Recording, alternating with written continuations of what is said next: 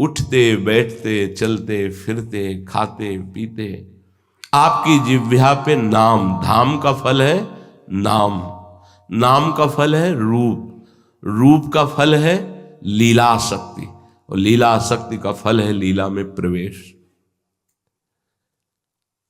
अगर हम नाम जप में रुचि नहीं प्रकट कर पा रहे हैं तो हमें जबरदस्ती जपना है।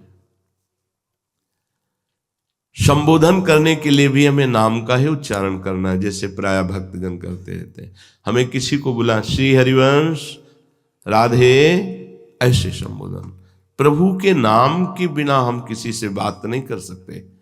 पहले नाम उच्चारण, पहले वो नाम बोले, फिर हम नाम वार्ता करेंगे। क्योंकि प्रारंभ में, मध्य में और विश्राम में यदि नाम है तो वार्ता नाम वार्ता के अंतर्गत ही है।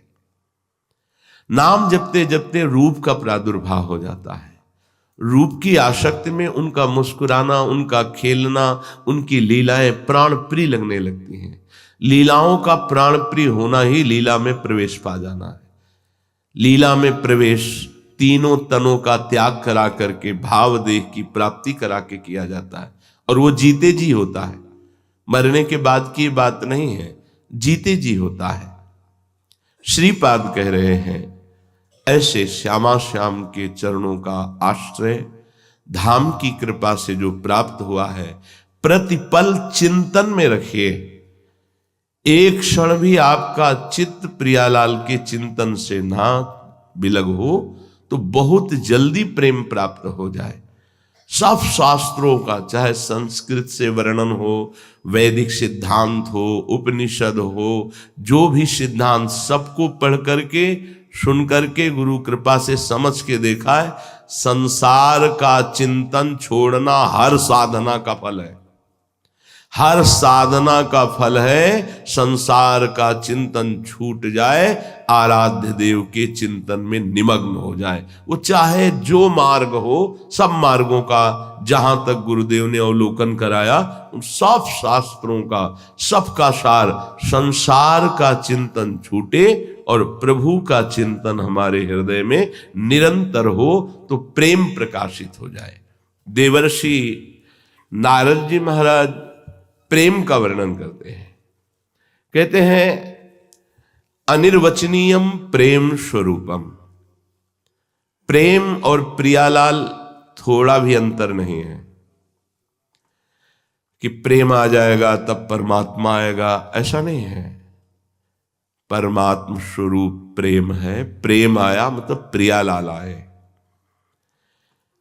जिसकी वाणी ब्रह्ममयी है वो भी असमर्थ है वाणी के द्वारा प्रेम का वर्णन करने में। ब्रह्ममयी अर्थात जो भगवदाकार वृत्ति को प्राप्त महापुरुष हैं या ब्रह्मबोध संपन्न है, उनकी भी वाणी में सामर्थ्य, मलिन वाणी की तो बात जाने दो, उनकी भी वाणी में सामर्थ्य नहीं कि प्रेम का वर्णन कर सके। वेद जिस रस को नेति नेति कह करके चुप हो जाता है, उस प्रेम का वर्णन करने में किसकी सामर्थ्य हो सकती है? संसार में अगर कहीं किसी वाणी ग्रंथ में वर्णन है तो प्रेम दशा का वर्णन है, प्रेम की बाहरी लक्षणों का वर्णन है, प्रेम का नहीं है। अनिर्वचनीयम प्रेम स्वरूपम। ये जितने भी विषयानंद, भगवदानंद, ब्रह्मानंद, विषयानंद से लेकर ये सब भगवदानंद, अद्भुत अद्भुत आनंद, ये सब फीके पड़ जाते हैं। एकमात्र प्यारी जो और प्यारे जो, एकमात्र इनकी सेवा, इनकी मुस्कान, इनका दुलार, बस कह रहे कि रहत मगन और रस सजनी, और न कछु सुहाय तिनको जुगल सेवा सुख पगी, निष्देव से जानत नाही सजनी, एक रस भेंजी रहे, पर एक रस प्रिया प्रीतम में। ये एक रस प्राप्त करने के लिए ही हमको श्री जी ने वर्ण किया है अपने दास के रूप में। ये जो दास्य रस दिया है ये एक रस के लिए उन्होंने वर्ण किया। हमारी सामर्थ्य नहीं कि इस पंक्ति में हम खड़े हो जाएं, लायक नहीं कि श्री जी की सेवा की पंक्ति में खड़े हो जाएं, उन्होंने वर्ण किया है। अब ये आंखें केवल उन्हीं के ऊपर लगी रहनी चाहिए। कह रहे कि घटत विषय तृष्णा सब घट की, कोई भी वासना हृदय में नहीं रह जाती। ज्ञान के मार्ग में यह देखा गया कि जब तक गाढ़ आत्मबोध की अवस्था नहीं होती तब तक अहंकार मिटने पर फिर यह जग जाता है। अहंकार मिटा, फिर विषय संग हुआ तो फिर ये स्फुरित हो गया। आद्य गुरु भगवान शंकराचार्य जी ने विवेक चूड़ामणि में लिखा है कि जंबक वृक्ष की तरह है कि धूप पड़ी तो सूख गया, नष्ट हो गया, लेकिन वर्षा हुई तो बहुत हरा भरा हो गया। इसीलिए जीवन भर ज्ञान मार्ग के उपासक को सावधान रह करके ये अहंकार जगने न पावे देह भाव, इसका अभ्यास करते रहना चाहिए। लेकिन प्रेम मार्ग के उपासक में भगवत बल होता है और कृपा निधान भगवान उसकी रक्षा करते हैं। और एक बार केवल रूप माधुरी का पान हुआ तो दोबारा कुछ ऐसा है ही नहीं कि जो उसके नेत्रों को खींच सके। हाँ, इन्हीं का रूप है जो ज्ञानियों को भी खींच लेता है। जैसे जनक जी कहते बरबस ब्रह्म सुखई मन त्यागा। लेकिन आज तक प्रिया प्रीतम के प्रेम रस का वास्तविक पान करने वाले को कोई भी लोकांतर की सिद्धि या भोग खींच पाया हो, इतिहास साक्षी है, कोई नहीं। प्रेमी को कोई खींच पाया हो। श्रीपाद प्रबोधानंद जी ने कहा राधा चरणारविंद की उपासना करने वाले को भगवान के मोहिनी अवतार की भी ताकत नहीं कि उसके हृदय में काम पैदा कर दे। पर वास्तविक स्थिति राधा चरणारविंद में हो तो कह रहे भगवान के मोहिनी अवतार की भी ताकत नहीं। घटत विषय तृष्णा सब घट की, रुचत न रस न स्वाद सट रस के, अरु कछु होत छीन गति तन की, हित ध्रुव रहत एक सुख नैननी, छिन छिन चौप जुगल दर्शन की। रसेंद्री में कुछ हो जाता है। जैसे अभी रसेंद्री बिगड़ी हुई है तो राधा नाम, राधे श्याम, राधा वल्लभ, श्री हरिवंश, मंत्र, इनमें स्वाद नहीं मिल रहा, बिगड़ी हुई रसेंद्री। और जब इसका स्वाद मिल जाता है तब इनका स्वाद नहीं मिलता। ये जो शतरस आदि व्यंजन है, 56 प्रकार के भोग हैं, सब नीरस, वास्तविक ये नीरस ही है।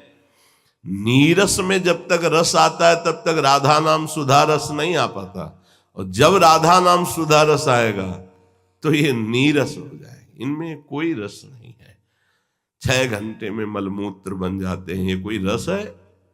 पर इसी रस के कारण हम अद्भुत रस भगवदानंद से विमुख रहते हैं। कोई बड़े प्रवीण उपासक हैं जो इस रस का प्रभु के लिए जानबूझकर त्याग करते हैं। जो अपने सुखों का जानबूझकर प्रभु के लिए त्याग करता है बहुत जल्दी प्रभु के भगवदानंद रस का रसास्वादन करने का अधिकारी हो जाता है। बोले अब उसके एक ही चाह रहती, प्रतिपल अपने प्रिया प्रीतम की समीपता और उनको नेत्र भर के देखते रहना। श्री ध्रुवदास जी वर्णन करते हैं, जेहि उर उपजो प्रेम रस, सो नित रहत उदास, भूल्यो हसिबो खेलिबो, खान पान सुखबास। जिसके हृदय में गुरु कृपा से प्राप्त उपासना पद्धति के प्रभाव से प्रेम का स्फुरण होता है, बोले उसमें बदलाव शुरू हो जाता है। चेहरे पे उदासी रहती है, एक खिन्न रहता है। गिरा अरथ जल बीच सम कहियत भिन्न न भिन्न, बंदों सीता राम पद जिन्हीं परम प्री खिन्न, गोस्वामी जी ने भी लिखा है। ऐसी उदासी छाई रहती है कि कुछ अच्छा नहीं लगता। जेहि उर उपजो प्रेम रस, सो नित रहत उदास। भूल्यो हंसिबो खेलिबो, खान पान सुखवास। कुछ अच्छा नहीं लगता। नहीं खान पान ते ही भावे है, नहीं कोमल वसन सुहावे है। सब विषय लगे ते ही खारा है, हरियासिक का मग न्यारा है। कुछ अच्छा नहीं लगता। कैसे मिले? ये तो प्रभु के मिलन की बात है। जिनको लौकिक प्यार हो जाता है किसी व्यक्ति से, उनमें दशा आ जाती है। काम में भी प्रबलता होने पर ऐसी दशा आने लगती, पर वो मलिन नाशवान दुर्गति प्रदान करने वाला, कुछ अच्छा नहीं लगता उसको। वो उसी गली में घूमता है कि एक बार देख लूं बस। हाँ, उधर से कोई आ जाए और उससे बात करने लगे तो इस कारण बात करेगा कि उसने देखा है क्या, तुमने उसको देखा है मेरे प्यारे को? हाँ हाँ अभी देखा। अच्छा कौन सी पोशाक पहने थे, कैसा कैसा आपको व्यवहार दिखाई दे रहा? वो बावरा बना केवल उसी की चर्चा, उसी को देखना, उसी की गली में घूमना, और कहीं वो देख ले बस इससे बड़ा कोई सुख नहीं मानता।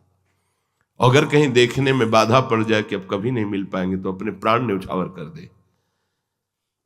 हम प्रभु के आशिक हैं, प्रिया प्रीतम के प्रेमी। जरा देखो, ऐसा लगता है कि धिक्कार योग्य है। हम आशिक कहलाते हैं श्यामा श्याम के। हमको सुख मिलता है भोजन में, भोगों में, खान पान विश्राम हमको अच्छा लगता है, हमें जीने की इच्छा है, हमें बड़ा मनोरंजन लगता है संसार। कैसे हम प्रेमी हैं प्रभु के? केवल बकवास। प्रभु के प्रेमी और हृदय तुम्हारा दाह से युक्त नहीं हुआ, अभी उनको देखा नहीं, उनसे मिले नहीं, तुम्हें चैन से भरपेट भोजन अच्छा लगता है, तुम पैर पसार करके बहुत समय तक सो लेते हो, तुम्हें दूसरे से बात करना अच्छा लगता है, तुम्हें हंसना अच्छा लगता है, खेलना अच्छा लगता है, विषय भोग अच्छे लगते हैं, तो प्रेम की बात केवल करते हो, प्रेम नहीं है। बहुत ये इतनी ऊंचाई प्रेम की है कि सब ऋषि मुनि, शनकादि महात्मा, उद्धव आदि गोपी जनों की चरण रज की वंदना क्यों करते हैं? इसीलिए करते हैं, प्रेम।